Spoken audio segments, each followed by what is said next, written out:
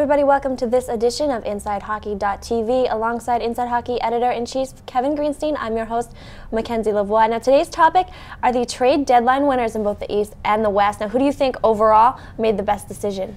Well, without question, I think the Calgary Flames are the biggest winners at the trade deadline. The biggest move they made was to pick up Olli Jokinen from the Phoenix Coyotes. They gave up not very much to get him. I mean, a first-round pick, it's a pretty big deal, but the Flames are a good team, so their first-round pick is not going to be a lottery pick. Then the other two components of the trade, Matt Lombardi and Brandon Prust, neither guy is a really critical part of the Flames today and probably not for the future.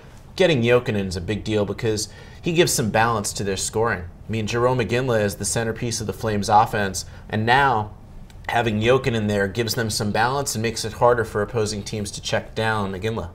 Now, the Phoenix Coyotes had some struggles very early in the season, both with the financial establishments that they've had to make over the past few months. How is this going to improve the Calgary Flames overall and involve the other trades that they made? Well, the other big move that they made was to get Jordan Leopold out of the Avalanche. And Leopold, he's had a lot of injuries, so he's missed a lot of time, and that's been a big problem for him throughout his career. But he's a very good puck-moving defenseman, and I think he's going to be a nice fit in Calgary. He's going to be a nice piece for Mike Keenan to work with, a guy who can play the point on the second power play unit to help give them some more scoring balance. He's a good skater. He can get the puck out of harm's way.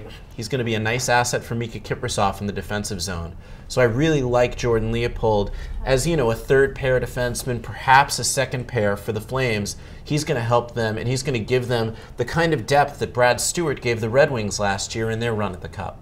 Now our winners in the East are the New York Rangers, and so far the New York Rangers acquired Derek Morris from Phoenix as well. Now, how does that trade work out for the Rangers? Well, Derek Morris, it's a weird trade. The Rangers gave up 3 players. Dmitry Kalinin didn't really work out so well in New York. He was a free agent signee, just wasn't a big addition. Nigel Dawes, young forward, talented, wasn't really getting the ice time in New York, and the same is definitely true for Peter Pruka. So they gave up 2 good young forwards in a deal for Morris. The big question here is which Derek Morris do the Rangers get? There have been times when Derek Morris has been one of the best offensive defensemen in the National Hockey League, a guy who can quarterback a first power play unit and make a huge impact, and is also not afraid to muck it up and play a little physically.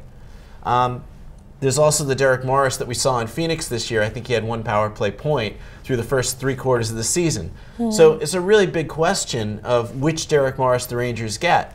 Thus far, he's played pretty well for them. And if he continues to play at that level, and he's able to help inject some life into Wade Redden's game, which has been pretty dormant this season, the Rangers might have something. Now, Nick Antropov was also acquired from Toronto. He's a great, very talented offensive forward. How's he going to work alongside Drury and alongside the other high-flying scorers that the Rangers have? Well, you mentioned Drury. You could look at Scott Gomez. You could look at Nikolai Zherdev. And there's one common thread amongst these Ranger forwards, and it also applies to the 2 guys they traded to Phoenix, Dawes and Pruka, is that there's a lot of small forwards on these Rangers. Nick Antropov is anything but. He's a hulking force, and I think he's going to make a really big difference for them with his play on the power play, crashing the opposition's net, and just giving the Rangers a different look, something that they've lacked for quite a while. I think Antropov is a great fit for the Rangers. Do you think he's going to fare better? Because Toronto wasn't doing that well as a team this season. They struggled a lot on and off. Do you think his play is going to improve as he joins the Rangers? Well, no question. I think that he's a guy who is a good complement on a good team, and I think that there's not going to be as much pressure on him to sort of save the situation maybe as there was in Toronto. He's a great addition for the Rangers. He's not going to be a star player on that team, but I think he can make a very big difference and make life easier for their stars. All right, everyone, thank you for joining us on this edition of InsideHockey.tv. We hope to see you right back here next time.